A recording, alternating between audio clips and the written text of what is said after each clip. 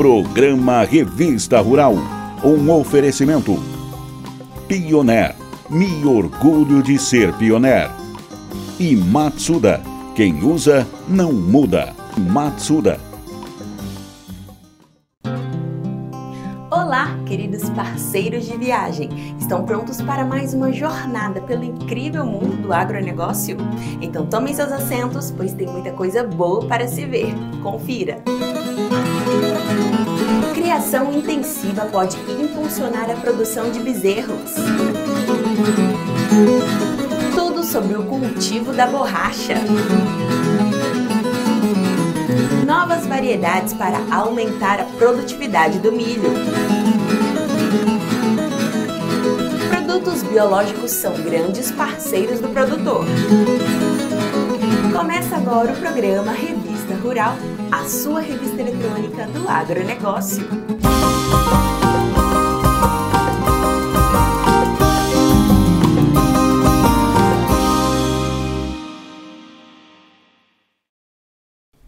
Antes de chamar a primeira reportagem, eu queria te pedir uma coisa, tá? Já clica no joinha, se inscreva no canal e mande uma mensagem aqui nos comentários. Isso ajuda a gente a fazer um programa cada vez melhor para você. Já clicou? Então vamos lá! Partir para a criação intensiva parecia uma ousadia para esse pecuarista de corte, mas ele apostou nessa escolha e com animais de elevada qualidade genética e um eficiente manejo nutricional do rebanho, hoje ele não tem do que reclamar.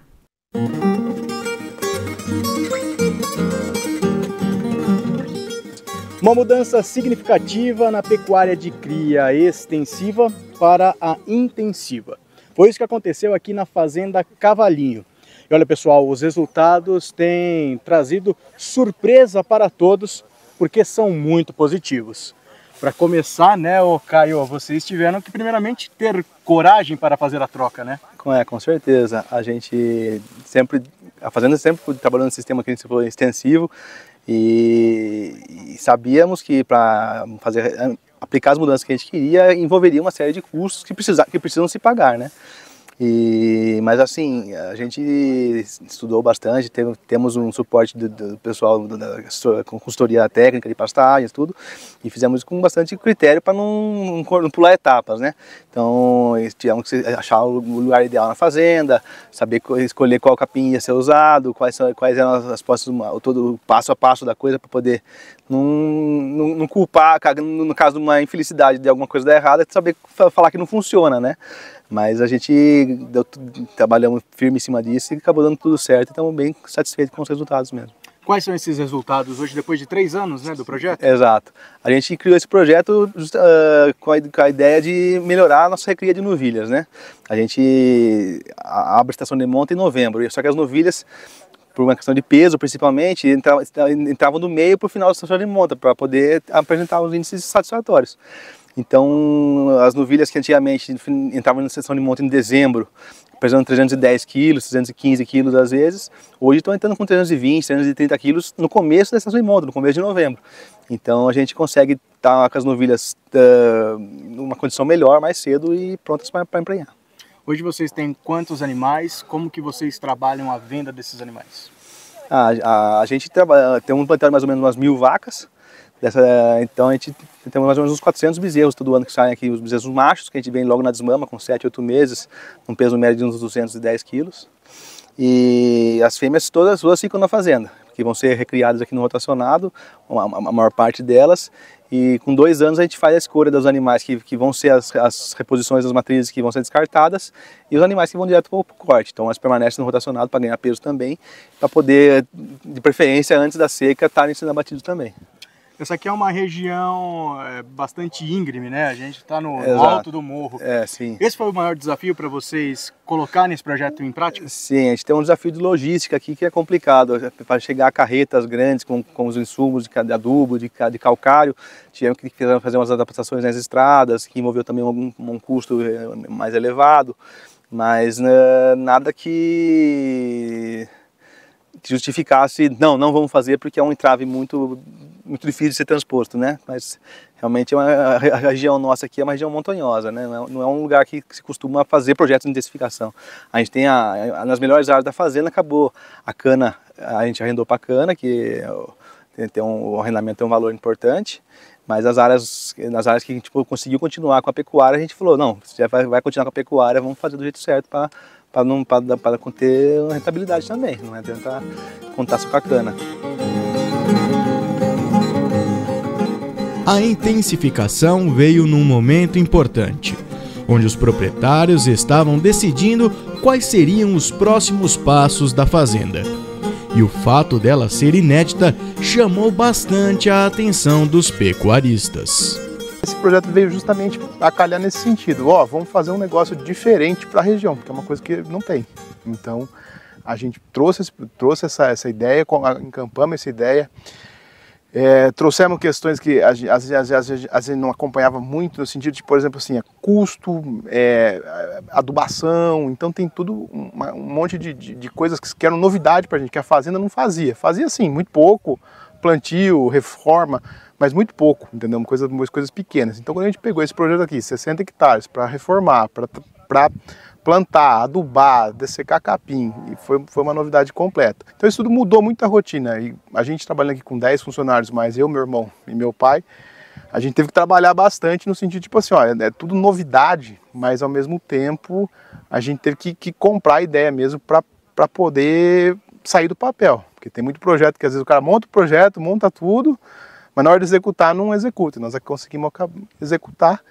E estamos agora colhendo os resultados aí, que são os resultados, ganho de peso, aproveitamento de área, o gado bem melhor aí, as novilhas bem melhores na parte de inseminação, na hora que vai entrar para a parte de inseminação, as novilhas bem melhores. E acho que é isso aí. Com o projeto estabelecido já algumas métricas, né, esses números que vocês já estão passando, o que vocês pensam daqui para frente? Quais são as próximas melhorias? Quais são os próximos objetivos aqui da Cavalinho? Olha, a ideia é justamente essa, é pegar o que a gente tem aqui nesses 60 hectares e tentar, onde for possível, dentro da fazenda, dentro do nosso relevo, trazer isso daí para outras possibilidades. Inclusive nós já estamos fazendo, estamos aqui nesse pasto aqui ao lado, aqui, se vocês depois quiserem dar uma olhada lá, é um passo que a gente também está pensando em trabalhar ele justamente nesse sentido. Vamos dividir mais 8 piquês, ele é menor que 60 hectares, ele tem um pouquinho menos do que 30. Nós vamos dividir ele novamente em 8, levar água, levar sal e trazer onde puder na fazenda, trazer essa possibilidade de cerca elétrica, de levar água por bebedouro, de trazer essa questão de melhoramento do capim, para a gente melhorar o nosso ganho de área e produção de animal. Acho que esse é o objetivo principal nosso aí.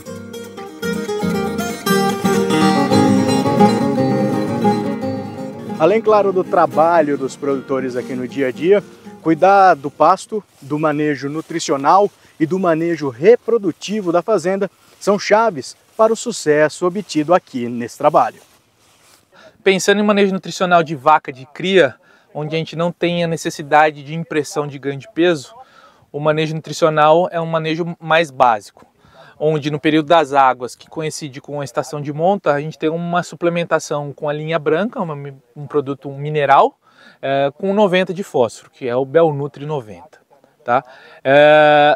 Isso para matrizes. Animais em crescimentos, a gente trabalha com um mineral aditivado. Esse mineral aditivado de narazina é um promotor de crescimento, onde há melhora na eficiência alimentar, com incrementos na casa de 80 a 100 gramas cabeça dia. E o manejo de seca para as matrizes, onde não há necessidade de ganho de peso, apenas manutenção, a gente trabalha com mineral ureado.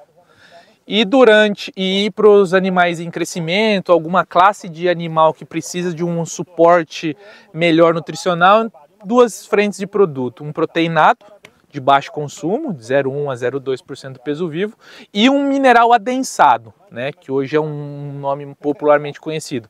Mas trata-se de um mineral com um pouco de farelo proteico e também aditivado de salinomicina. O pasto aqui é um diferencial? Com certeza.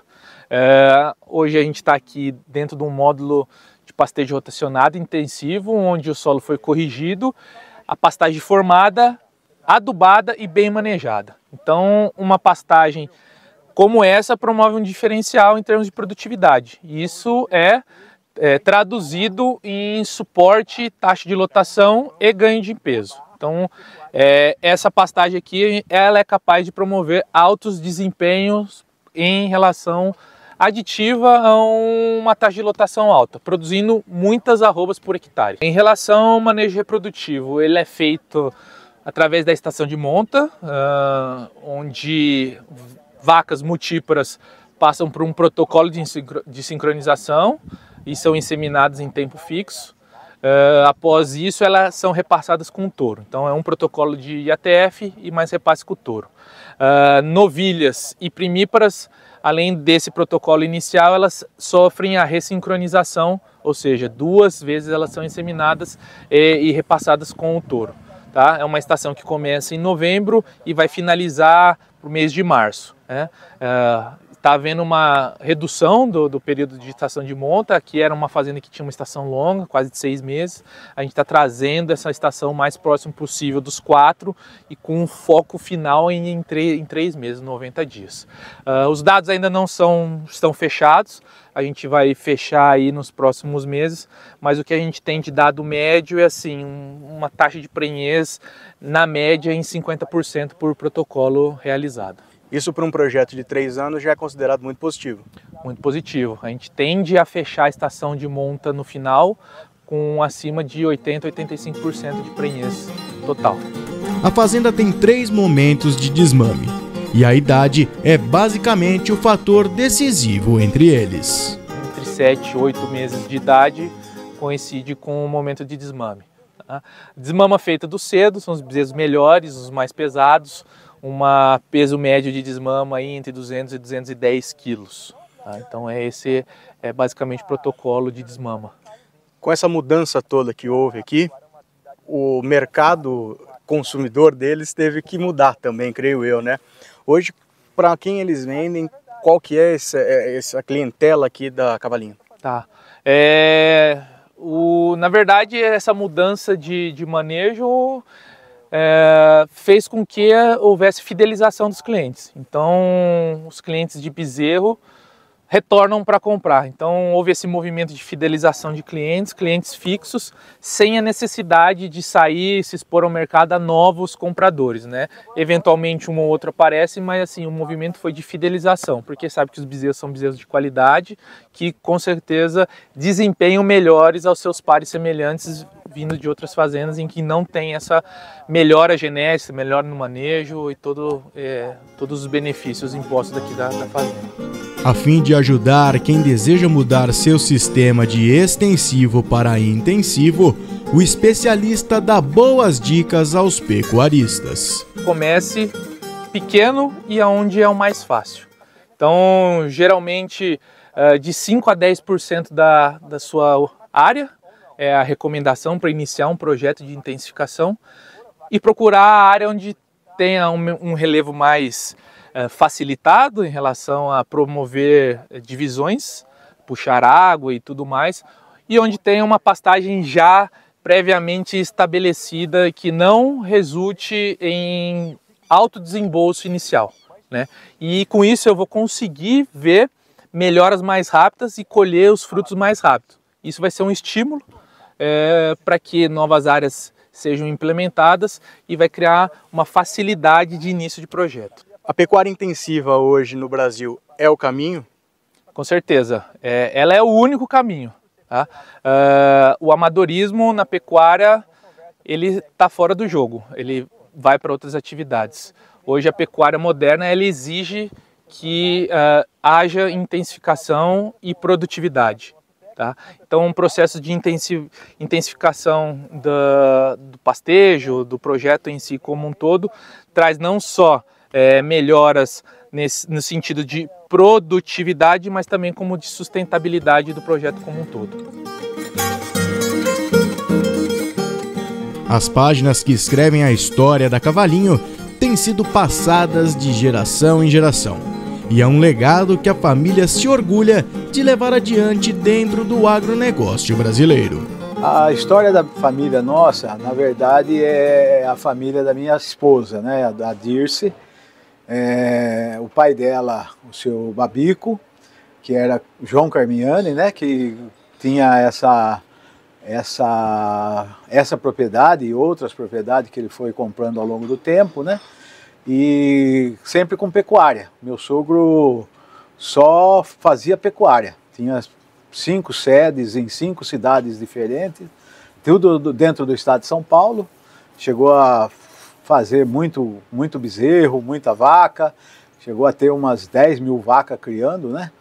Então era uma fazenda, era uma empresa que era Cavalinho S.A. Agropecuária. E a gente, quando pegou, isso foi em 2000, para continuar a atividade dele, foi em 2006. E aí de lá para cá a gente vem fazendo algumas modificações, né? Sempre norteado pela filosofia do meu sogro, que ele sempre foi uma pessoa de muita visão, fazendo um aprimoramento técnico, né? Que eu sou formado em agronomia também, aí pela Exalc, e meu filho Caio também formado na Exalc, o Jaime, que é o que começou há pouco tempo com a gente para aplicar na parte de ambiental, a parte de escrituras e outras coisas. E daí de lá para cá a gente vem incrementando tecnologia que a gente acha que é viável e economicamente, né? E também tecnicamente, e vamos continuando acreditando que por prazer e por herança a gente continua com a pecuária.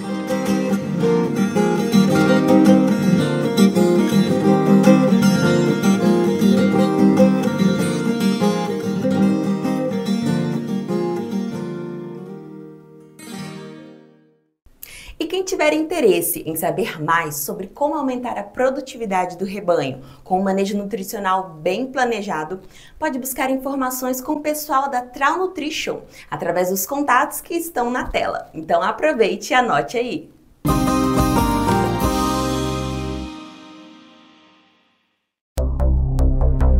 E queremos agradecer as mensagens de carinho dos nossos espectadores: Eric Silva, Ivan Curvelo, Carlos Eugênio Mendes, Alexandre Gonçalves, Wesman Bermon, Diana Rabelo, Carlos Alberto Leal, Helena D'Angelo, Disneia Davanzo Rômio e José Francisco. E continuem mandando suas mensagens, é muito importante pra gente! De instrumentos cirúrgicos à indústria automobilística. A produção de borracha, uma das culturas mais tradicionais do país, segue tendo grande importância na nossa economia.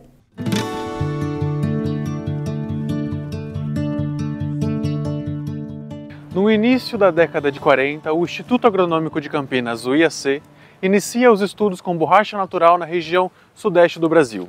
E hoje, o estado de São Paulo é o maior produtor de borracha do Brasil. A revista Rural veio contar um pouquinho sobre essa história. O primeiro plantio de seringueira no estado de São Paulo foi feito em uma fazenda particular, a Fazenda Santa Sofia, no município de Gavião Peixoto.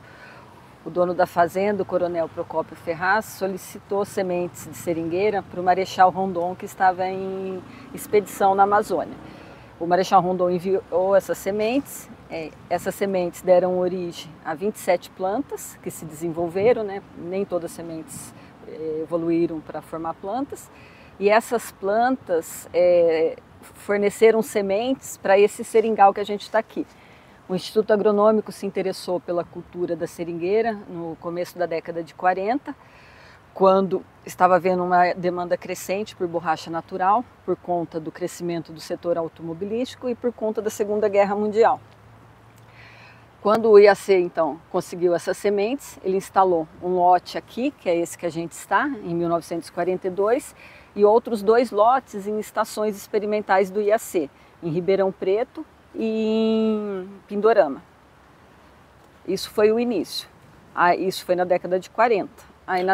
Aqui onde nós estamos foi a primeira estação de teste de pesquisa do estado de São Paulo. De pesquisa, sim. Depois, na década de 50, o IAC conseguiu 500 quilos de sementes melhoradas, vindas da Libéria, foram enviadas pela companhia Firestone, e essas sementes foram utilizadas para instalar lotes em estações experimentais do IAC e também foram cedidas para serem cultivadas em propriedades particulares. Isso para poder iniciar os estudos e ver como era o desenvolvimento da seringueira em diferentes regiões do estado e também para estar avaliando como que funcionaria aí a produção de látex aqui no estado de São Paulo. O Instituto Agronômico ele teve um papel primordial no desenvolvimento da cultura no estado, assim, tanto por incentivar o cultivo, como por, no decorrer de décadas, também desenvolver um programa de melhoramento genético.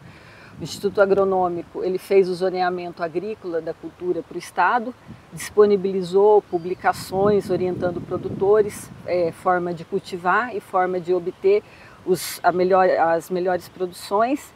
E também a CAT teve uma participação. O Instituto Agronômico e a CAT tiveram um papel importante em difundir a cultura no estado de São Paulo. O que ainda precisa melhorar geneticamente nessas árvores?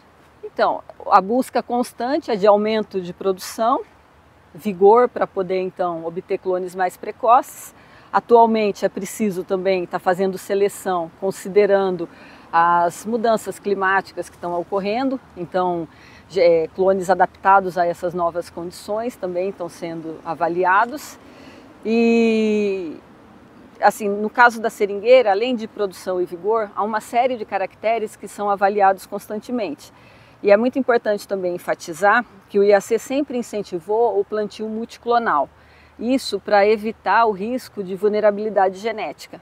Todas as recomendações do IAC não é assim de se plantar um único clone, é sempre de plantar combinações de clones, para se ocorrer o surto de uma praga ou uma doença, então não ter risco de dizimar a plantação.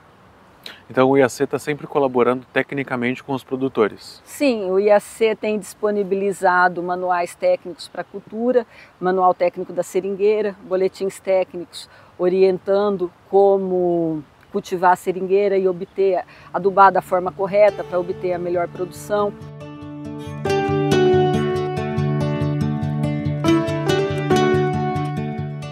Aqui nós estamos no primeiro banco de germoplasma de seringueiras do IAC. Sim, esse germoplasma ele foi instalado, o plantio dele foi entre 52 e 54. São dezenas de clones que foram trazidos para cá, vindo de outras instituições de pesquisa, produto de melhoramento genético. Esses clones foram conseguidos juntos ao Instituto Agronômico do Norte e ao Departamento de Agricultura dos Estados Unidos, que tinham um trabalho em parceria no norte do país e já tinha disponíveis então esses clones IANs e clones do Sudeste Asiático. Aqui entre os clones, produtos de melhoramento de outras instituições, tem clones vindos do Instituto de Pesquisa da Malásia, do Hubber Research Institute of Malaysia. Entre eles tem o clone RIN 600, que é um clone muito importante para a eveicultura, né, que é a cultura da seringueira aqui no estado. E aqui há dezenas de clones que foram utilizados em cruzamentos para compor, para dar início ao programa de melhoramento genético desenvolvido pelo IAC. O RIN 600 é o mais comum de se ver plantado aqui no estado de São Paulo? Sim. E qual que é a vantagem do estado de São Paulo em relação principalmente à região norte? Por que nós somos o maior produtor de borracha natural do Brasil? O estado de São Paulo é a área de escape, a principal doença da seringueira. A doença chamada de mal das folhas é uma doença provocada por um fungo e esse fungo ele contamina as folhas jovens, então contamina a folha no período de reenfolhamento. Só para que ocorra essa contaminação é preciso que haja umidade relativa do ar alto no período de reenfolhamento. E no Planalto do Estado, que é onde a seringueira é cultivada aqui, no período de reenfolhamento, que vai de junho a agosto, a umidade relativa do ar é baixa. Então não tem as condições ambientais necessárias para o desenvolvimento da doença. Então o fato de aqui não ser quente e úmido o ano todo é uma vantagem para essa produção? Principalmente o fato da umidade relativa do ar ser baixa durante esse período em que a planta fica suscetível ao ataque do fungo.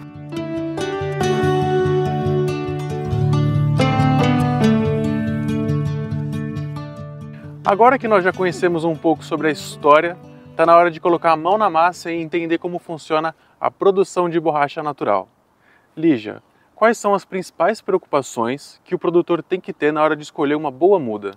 Então, é importante que ele adquira muda de viveiros registrados no Renasem, que é ligado ao Ministério da Agricultura.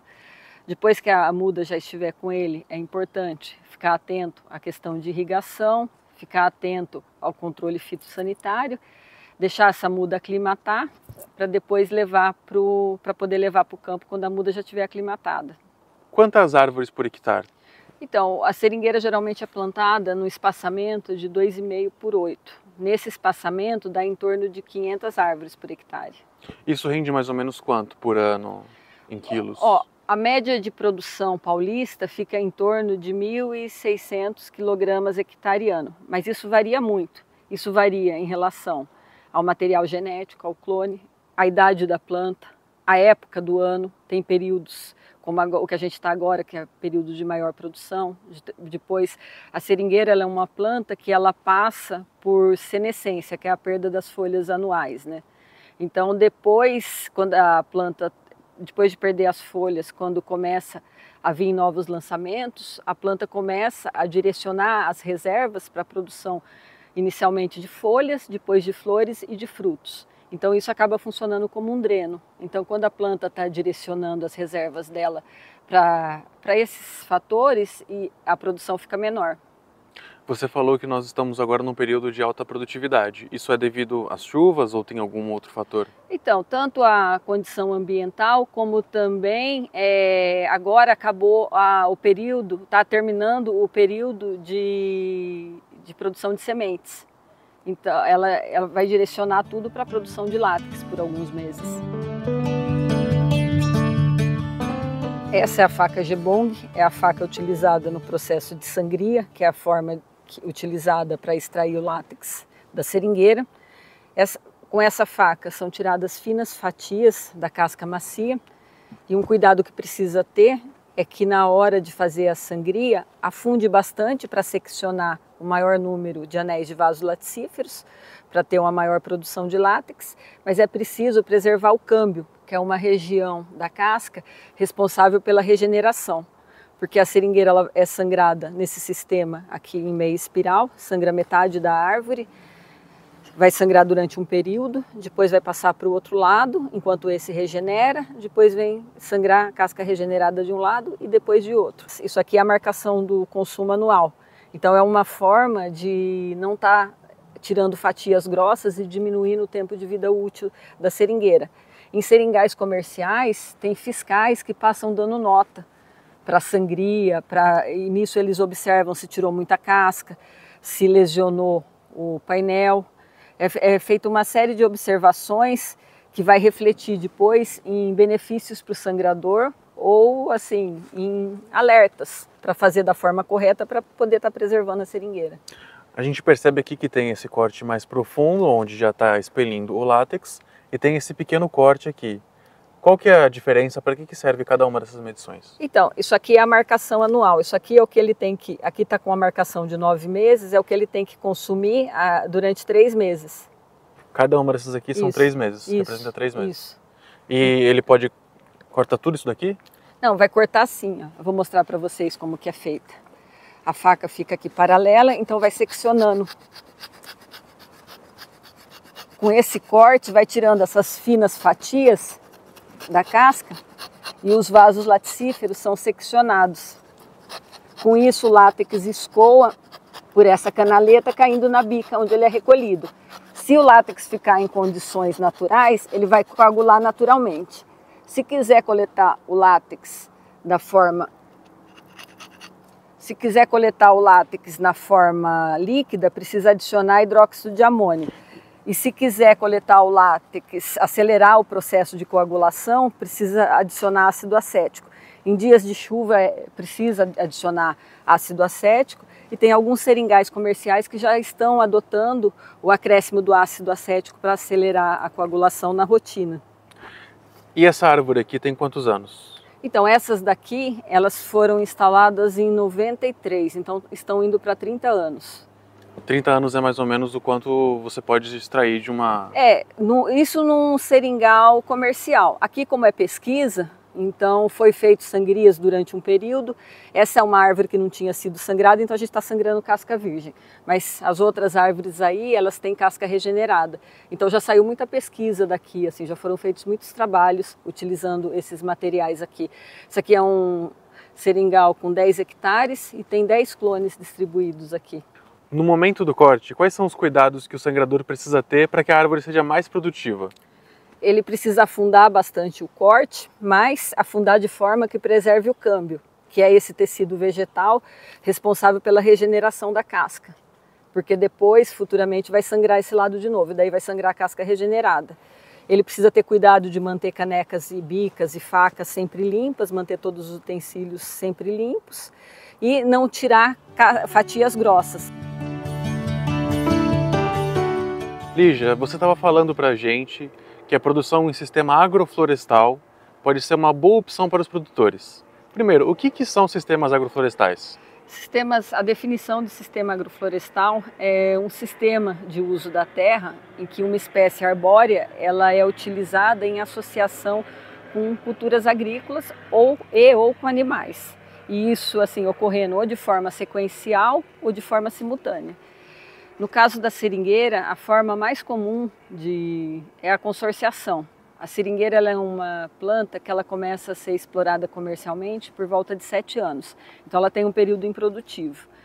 No caso de consorciação com culturas anuais, enquanto a seringueira ainda não fechou a copa, tem inúmeras culturas que podem ser utilizadas nas entrelinhas, como feijão, milho, sorgo, batata doce, melancia. Existem várias possibilidades, mas uma proposta que tem sido feita ultimamente é o de sistema agroflorestal, o consórcio entre seringueira, cacau e banana. A Secretaria da Agricultura e Abastecimento tem um programa para isso que está sendo desenvolvido na região noroeste do estado. E quais são as vantagens para o produtor optar por esse sistema? Maior renda por unidade diária. Consegue então ter renda no período improdutivo, começa a ter renda antes. Também a seringueira ela fica menos suscetível à quebra pelo vento quando ela está em plantio consorciado e fica menos suscetível à questão de geadas. A seringueira ela é uma espécie que ela se comporta como floresta, então a chuva ela é amortizada pela seringueira. E nesse caso, então, a cultura que está ali, ela recebe essa água que vem da seringueira de uma forma com menor impacto. E o solo, ocorre uma melhor preservação do solo também. Então tem vantagens para o produtor, tanto do ponto de vista econômico, mas também do ponto de vista ambiental. Sim, e também do ponto de vista social, porque o sistema agroflorestal é uma alternativa para a agricultura familiar e para pequenos e médios produtores. Você estava explicando para a gente que os povos indígenas da região amazônica já dominavam as propriedades do látex. Explica para a gente como funcionava isso e o que eles faziam.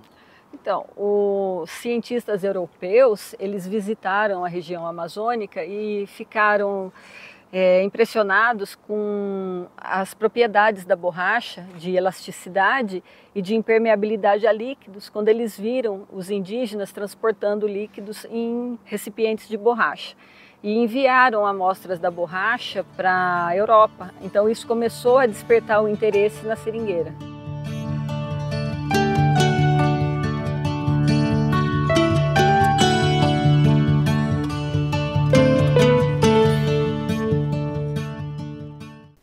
Gostou dessa reportagem? Então não deixe de fazer o seu comentário aqui abaixo.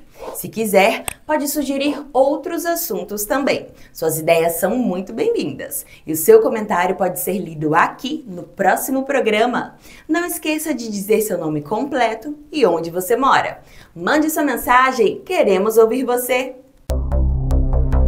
E queremos agradecer as mensagens de carinho dos nossos espectadores.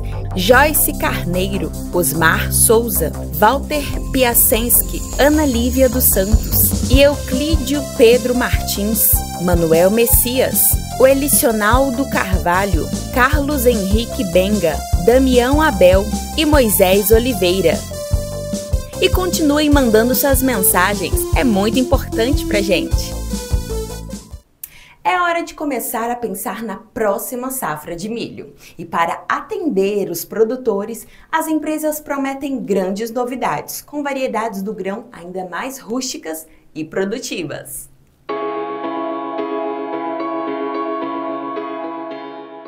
Com o fim das colheitas de primeira safra se aproximando e os plantios da segunda já iniciados, os agricultores vivem um misto de sentimentos e expectativas. Tudo por conta da situação climática nos grandes centros produtores. De maneira geral, dado a questão climática de mudança do fenômeno El Niño, durante o ciclo de 2023, nós estamos tendo produções abaixo do esperado, principalmente as primeiras áreas plantadas, né, sofreu bastante com estresse hídrico e também por calor acima da média, mas essas últimas áreas agora têm surpreendido de uma forma positiva, onde na média ficará abaixo do previsto, mas ainda dentro de rendimentos melhores do que inicialmente a gente achava que poderia acontecer, tá bem? Sobre as áreas de segunda safra plantadas, semeadas aqui, a princípio o clima está bastante favorável, então a gente está vendo o desenvolvimento da cultura bastante promissor aí, e se a perspectiva de clima seguir dessa forma, a gente acredita que teremos bons rendimentos aí na segunda safra, né? Vai depender muito agora das próximas chuvas. E por falar em produção, a Tecnoshow, feira realizada em Rio Verde, Goiás, é um evento importante para a região, por ser considerado o pontapé inicial da safra seguinte.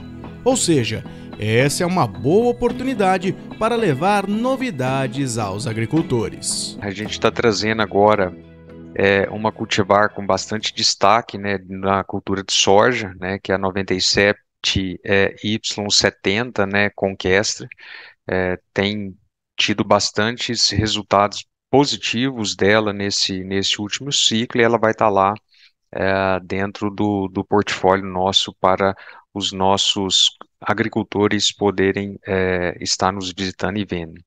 E dentro das principais culturas que a Pioneer já opera na região, né, sorgo, a gente está trazendo agora um lançamento, 83G01, né, e toda a gama de produtos da cultura do milho, principalmente voltado para a segunda safra, cuja região é bastante adepta, né, então todo o 3898, um produto bastante consolidado nessa região pela alta performance e bastante estabilidade, né?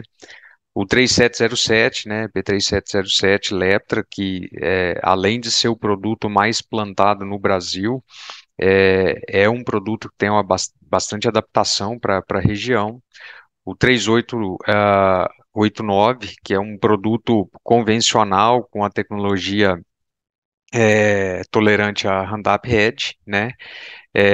O 3601 PWU e o 3394 são lançamentos para a marca que vem a compor nosso portfólio para a região, e o 3858 PWU, que sem sombra de dúvida é um dos principais produtos hoje, considerando o meio e fechamento com destaque para sua precocidade. Então, uma gama de produtos de milho para atender os diversos posicionamentos e necessidade da cultura ali para a região do Sudoeste, onde a feira vai estar recebendo boa parte dos agricultores.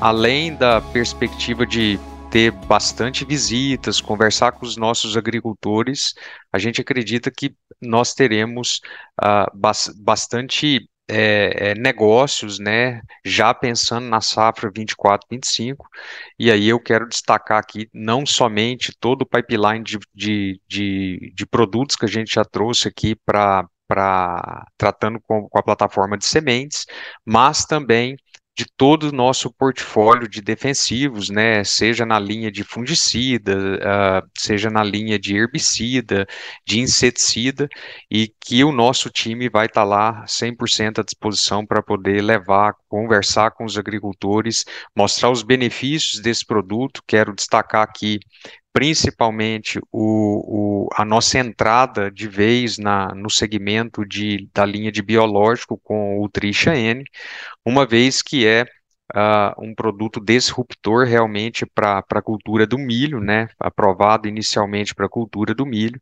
que nada mais é do que um produto extremamente inovador, pelo contexto da sua bactéria estar presente na formulação aí do Tricha. Ela tem a capacidade de fixar nitrogênio do ar, né, durante todo o ciclo da planta, e que vai poder contribuir bastante com o nosso portfólio de sementes para trazer a máxima potencial produtividade dessa cultura aqui para os agricultores.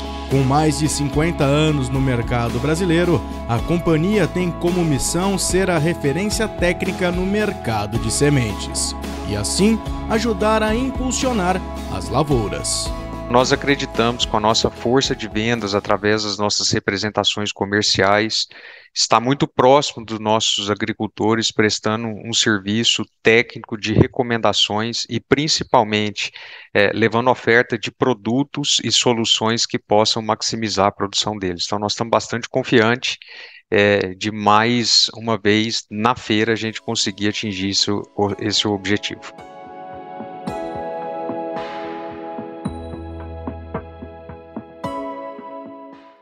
E quem quiser conferir de perto as novas variedades de milho e sorgo oferecidas pela Pioneer, é só fazer uma visita na Tecnoshow comigo, que acontece de 8 a 12 de abril em Rio Verde, Goiás. Vale a pena, viu?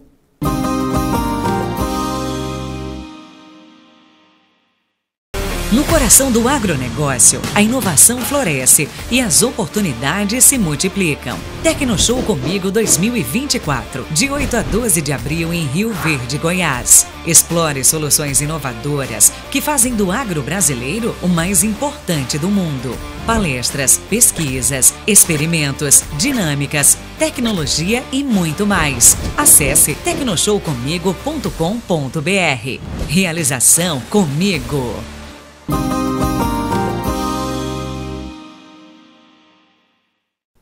Presença constante na culinária, a cebola tem suas particularidades de cultivo e requer alguns cuidados para garantir a qualidade e a produtividade da lavoura.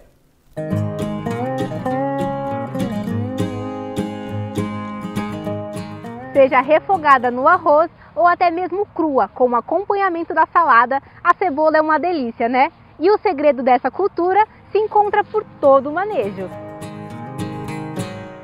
Com auxílio da tecnologia, as cebolas híbridas podem ser plantadas do norte ao sul do Brasil o ano todo. Mas antes de iniciar o cultivo, é necessário escolher a variedade adequada. Para a escolha de materiais para determinadas regiões do país, existe uma janela, nós falamos a janela ideal de cultivo, certo? Então, por exemplo, para o estado de São Paulo, Minas Gerais, Goiás, o Cerrado como um todo, nessas regiões aí se iniciam o semeio principalmente em janeiro, se estendendo até maio, principalmente em Minas e Goiás. No estado de São Paulo, o pessoal já faz o semeio a partir de final de fevereiro, março, abril. Então, existem os materiais ideais para cada janela de cultivo. Na região nordeste do Brasil, nós temos a possibilidade de se cultivar cebola praticamente os 12 meses do ano. Então, é mais tranquilo. Lógico que existem os picos de plantio, onde o produtor enxerga uma possibilidade de maior rentabilidade, mas é possível você cultivar. Conhecer o fotoperíodo e a temperatura da região garante sucesso produtivo. Se eu, por exemplo, planto uma variedade de dia curto, que vamos dizer assim, que aqui no Brasil se compreende nos meses de abril, maio, junho, onde a luminosidade é mais baixa, o que acontece? Se eu planto um material desse de dia curto, numa época onde o dia é longo, por exemplo, em janeiro, e com temperaturas elevadas, o material vai bulbificar precocemente. Isso é indesejável, porque não vai dar o retorno financeiro também que o produtor quer. Nós classificamos as cebolas em caixa 1, 2, 3 e 4, sendo caixa 1 a mais pequenininha, a 2 já é uma média e a 3 é o que a dona de casa mais consome. Então, se você faz isso, você está fadado ao insucesso, porque você vai colher os materiais menores, então os bulbos menores. E ao contrário também, quando eu planto um material que é de dia longo, numa janela onde o dia é curto, o material só vai vegetar e não vai bulbificar, enquanto ele não encontrar a luminosidade e temperatura ideal para ela. Com 96% de água em sua composição, a cebola necessita de irrigação durante todas as fases da cultura, ainda mais na fase de germinação. No início, né, o material para germinar, toda hortaliça, todo vegetal necessita de água. E as hortaliças, cebola, cenoura, necessitam de água, você semeou, irriga. Até ela germinar, você precisa todos os dias estar irrigando. Então, uma cultura que é sensível à falta de água e principalmente nessa fase que ela está germinando, a embebição da água pela semente para ela romper o tegumento e está vindo a germinar. Todas as fases requerem atenção, mas principalmente a germinação não pode faltar. Você tem que garantir um stand, o stand é o número de plantas, né, por metro linear ou por hectare, você necessita manter o stand. Então, se tem problema no início de falta de água, talvez você não atinja aquele número de plantas por hectare que você gostaria de ter. Então é importante sim a água. E no decorrer do ciclo, né, na fase de enchimento do material, ela exige muita água também. Além de irrigação adequada, a prevenção é a melhor estratégia contra pragas. O produtor tem que estar sempre atento. A cebola não é uma cultura que você planta, hortaliça em si, não são culturas que você planta e vira de costas. Você precisa todos os dias estar monitorando. É um estenfilho que pode entrar, é botrites, são diversas doenças fúngicas, bacterianas que atacam a cultura. Então depende o lugar, a época é favorável ao ataque de bactéria, períodos quentes, chuvosos, é mais propenso a bactérias, outros momentos botrites, míldio, então depende a época do ano e a região também, né, a propensão a mais doenças. Então necessita atenção. Por exemplo, no Nordeste também, nas épocas muito secas, o tripes, aqui para o Cerrado, São Paulo, todos os lugares, o tripes ataca com mais intensidade quando o período está seco. Na hora de comprar a hortaliça, os consumidores visam por sabor e saúde. Por isso, algumas características destacam o produto. São materiais que têm a coloração de casca escuro, um amarelo pinhão, são materiais mais firmes, certo? Então, materiais que permitem você fazer esse pós-colheita. E falando de mercado, a dona de casa, quando chega numa gôndola de supermercado, o material que tem a coloração de casca mais bonita, mais apresentável, né?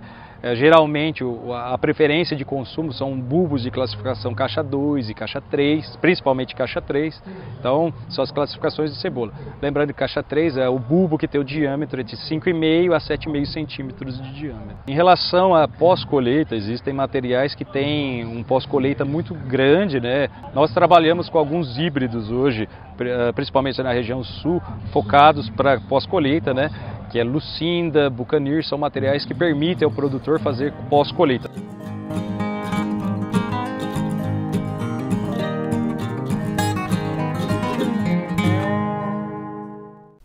Você que está assistindo nosso programa através do YouTube, queria te pedir uma coisa. Clica no joinha, se inscreva no canal e deixe uma mensagem aqui nos comentários. Isso nos ajuda muito a produzir um programa cada vez melhor e mais interessante, tudo especialmente para você.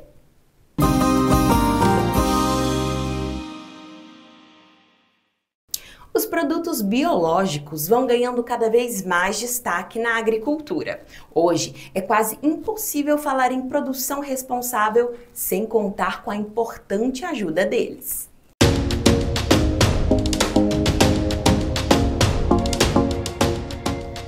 É inegável que o agro está em constante evolução. E com as recentes mudanças tecnológicas, a área de agricultura, por exemplo, tem registrado nos últimos anos uma crescente oferta e demanda pelos produtos biológicos. um fator que tem mexido com alguns dos principais cultivos brasileiros. A gente vem acompanhando todo esse desenvolvimento e nota que o crescimento, quando a gente fala de produtos biológicos ou de produtos naturais, apesar de eles estarem sendo trabalhados há bastante tempo, se deu nos últimos anos. Esse crescimento, esse boom do uso de produtos biológicos tem se dado aí nos últimos 5 anos, por aí.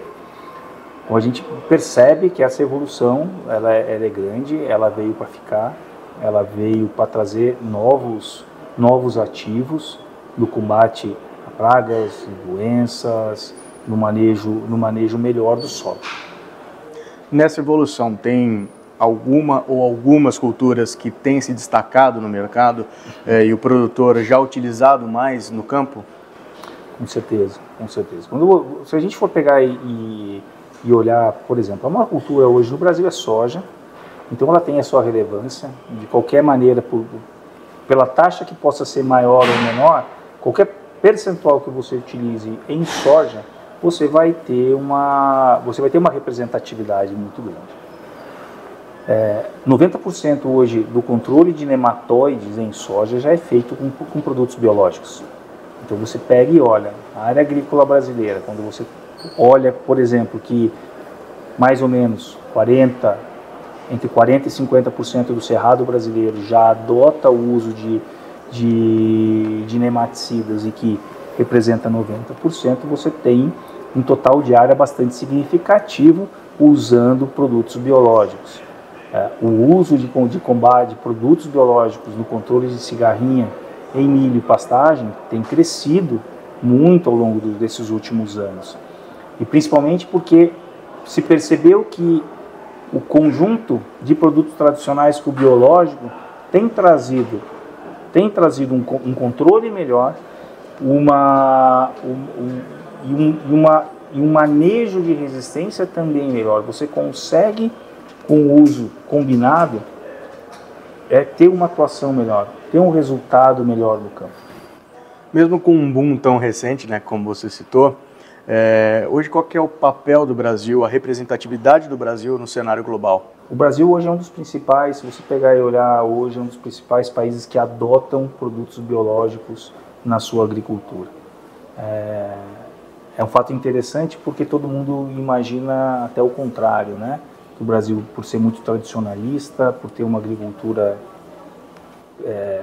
tradicional, vamos falar assim, deveria não estar usando esse tipo de tecnologia. Mas ao contrário, o Brasil sempre é um expoente, é um país onde os seus agricultores adotam as tecnologias mais facilmente.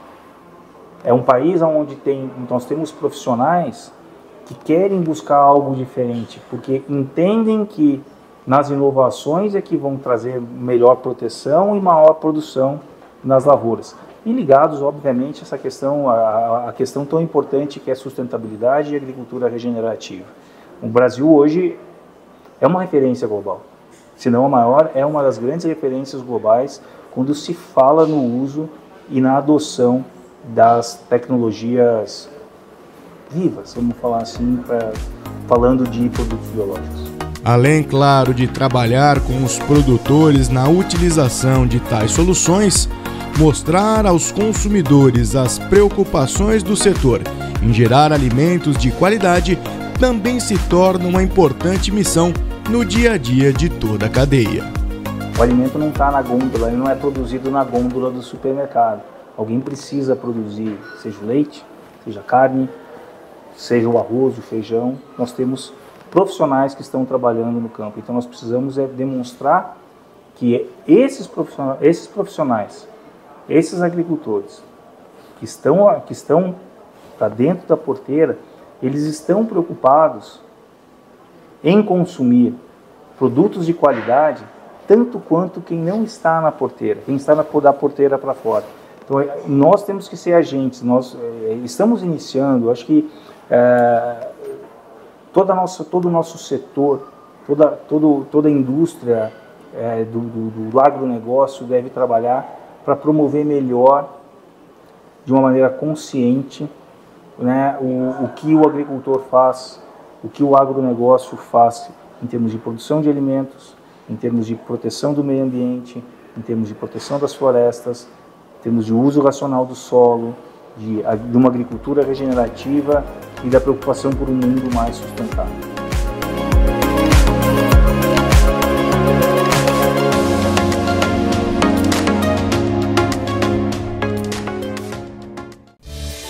E a gente vai encerrando mais uma jornada. Não esqueça de se inscrever no canal e clicar no sininho para ficar por dentro de tudo. Fiquem com Deus e até semana que vem!